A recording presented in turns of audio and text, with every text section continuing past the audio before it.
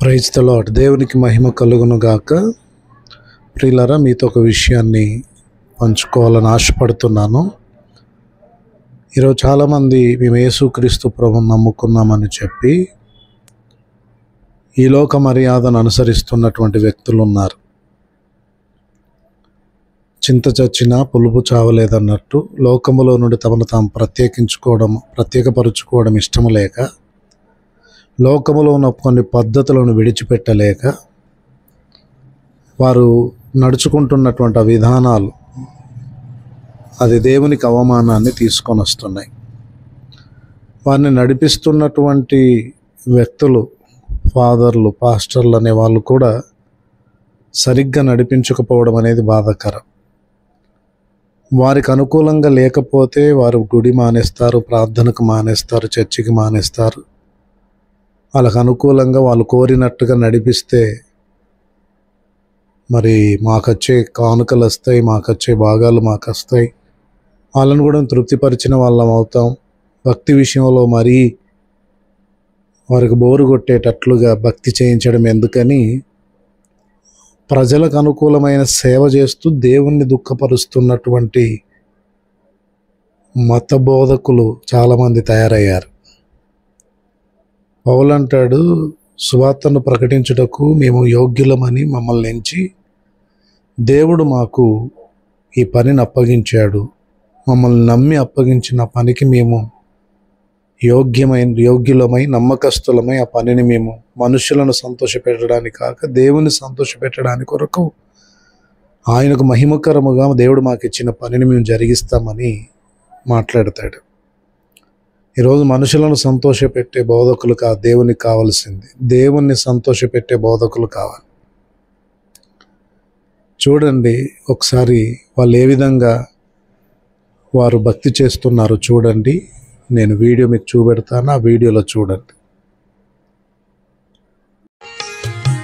యేసయ్యా యేసయ్యా యేసయ్యా నీవు ఎంత గొప్ప దేవుడావు యేసయ్యా.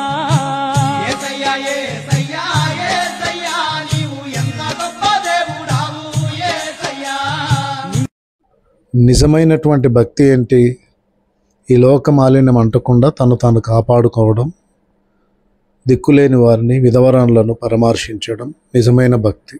పరిశుద్ధతను కాపాడుకోవాలి, సాక్ష్యాన్ని కాపాడుకోవాలి, దేవుని మాట విని వాక్యానికి లోబడి దేవుని మార్గాల్లో నడవాలి, జీవితం అంతటి ద్వారా ప్రభుకు మహిమను తీసుకొని రావాలి.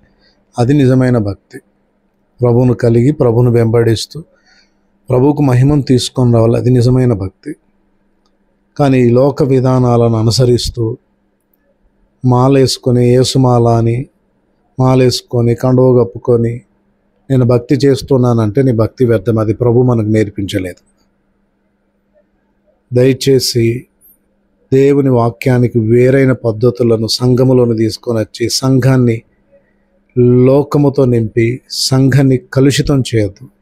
పరిశుద్ధమైనదిగా, నిర్దోషమైనదిగా, మహిమగల సంఘంగా ఉండాలని క్రీస్తు సంఘము కొరకు తను తాను అర్పించుకున్నాడు. క్రీస్తు యేసు చేసిన శిలువ బలియాగము క్రైస్తవులకే బోధిస్తున్న బోధకులకి, నడిపిస్తున్నటువంటి వ్యక్తులకి అర్థం కాకపోతే లోకములో ఉన్నటువంటి వ్యక్తులను పరలోకానిక నరకానిక తీసుకెళ్ళేది. చాలా సిగ్గుచేటు. అక్కడ సోషల్ మీడియాలో నేను చూసిన వీడియోలో క్యాప్షన్ ఉంది, మీరు ఎక్కడ దొరికారా బాబు, అన్నీ కాపీ కొడుతున్నారని రాశాడు ఒక వ్యక్తి. ఎంత బాధాకరమైన విషయం. ఎలా దేవుని మహిమపరచాలో నేర్చుకోండి, తెలుసుకోండి, వాక్యం చదవండి, దేవుణ్ణి అడగండి, మీకు నేర్పిస్తాడు.